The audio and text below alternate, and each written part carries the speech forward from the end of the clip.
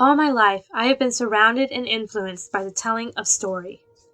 From the non-fictional tales of my pappy living in times of suffering that taught me perseverance, to the fictional books of Narnia which held great meaning and understanding of life, I have, for better or worse, always been engulfed in story.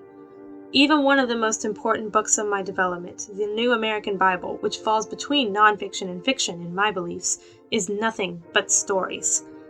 From a tender age in my development years, my mother would read to me the Chronicles of Narnia, which are books often represented as fantastic stories to read to your children in order to teach them language easier and help them to comprehend right and wrong, forgiveness and grudges, and overall, light and dark. The story of Edmund in The Lion, the Witch, and the Wardrobe by C.S. Lewis teaches that even the most unforgivable of sinners can be shown light and love. That this idea of unforgivable is a ploy by the devil, or whatever equivalent you may believe in, to keep us apart from one another. Grudges should not be held. No matter how much one has wronged you, you must take care of them in their time of need and help to look out for them. If you need to step away from them in the interests of your own health, both mental and physical, then do so, but always let go of any hatred. Then there were the television shows of my young childhood. Shows like Teen Titans, which taught me to trust and protect my friends, and anime like Naruto, which inadvertently taught me to stay true to myself no matter what. Let's talk about Naruto. In a time where my friends and fellow classmates would talk about their fictional crushes, I would mention the character of Rock Lee, and it was beat into me so hard to not like him because admitting to such things only caused bullying and pain that for years after I had convinced myself to be infatuated with Shikamaru. And it worked. It wasn't until I reached young adulthood and a new maturity level at age 22 that I had the epiphany of what I had done. It does not matter how false a fact is. If you are stubborn enough, you can convince yourself of it, to the point of it becoming truth in your own eyes, which only serves to make it easier to teach others such things. Yeah, that's the biggest takeaway I grabbed from Naruto. And the worst part of this? My reasoning for liking Rock Lee was how unapologetic he was about who he was, so long as he believed it did no harm to others.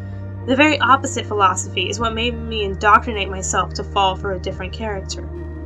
It could be argued that because it is not a direct lesson taught by the characters in Naruto themselves, that said lesson should not be attributed to the series.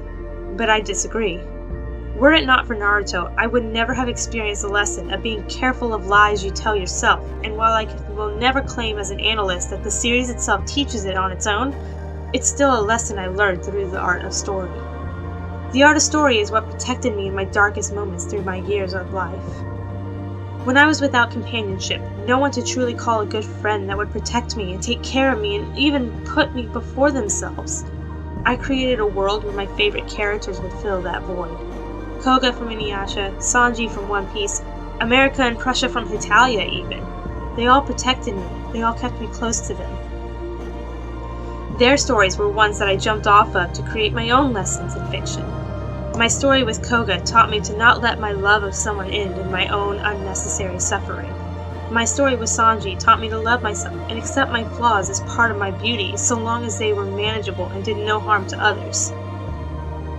Yes, even my story with America and Prussia taught me something. It taught me to love where I came from, to have pride in my heritage, and even today I use them to teach myself the lesson that while I may not find my land that I call home the best place on earth, it is still the land I call home.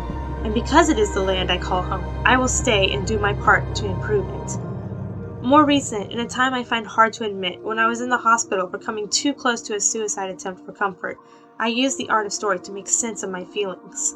I used the ideas I had crafted from piecing together parts of other stories to create manifestations of my mania and depression, Polly and B of my bipolar mind, and with them I can understand easier what is happening in my head.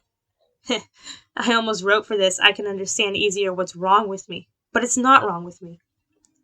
The Bible has taught me that while some bad comes from the free will of others being taken advantage of by the devil, the Lord will protect me. He created me as I am, and while I have this disorder and I can't fully comprehend why it was given to me, I know it is not my fault, nor the fault of the Lord, what befalls me. That's all theological conversation, though, and I do not plan on alienating those who do not believe in Christianity. I am only making the observation that whether you believe in it or not, the Bible is a group of stories that brought me up and taught me a good portion of my current philosophies. What's possibly my most controversial philosophy was taught to me by the anime Trigun. A philosophy I am sure comes from multiple sources, but it is strongly expanded upon in this old anime. The philosophy of pacifism, even in the face of the current order of the world. Even though I feel as though I cannot hurt someone because I see them as no more or less important than myself in the grand scheme of the world, I still recognize that in times of distress and attack, defensive measures come in the form of offensive acts of violence. I still refuse to act on this myself. I still refuse to inflict any permanent damage on someone of my own free will. Should I die in the process, then so be it. I will not kill another. In the anime adaptation of Trigun, it is unknown whether Knives, the enemy whose sole purpose in life was to teach the main character the lesson of necessary violence, being cared for and healed after the final battle ends in peace. It is left open.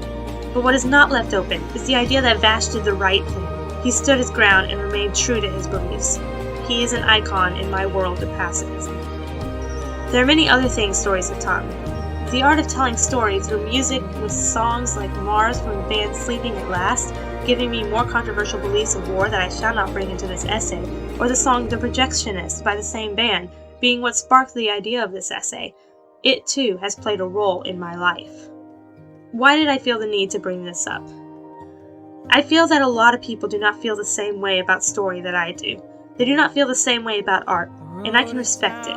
But I feel that because we share these differences, it is only fair I be allowed to share my side of things.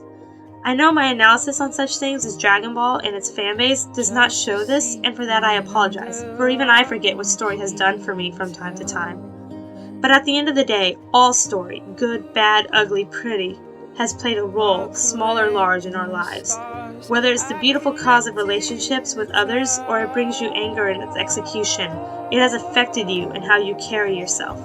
Story and art is important.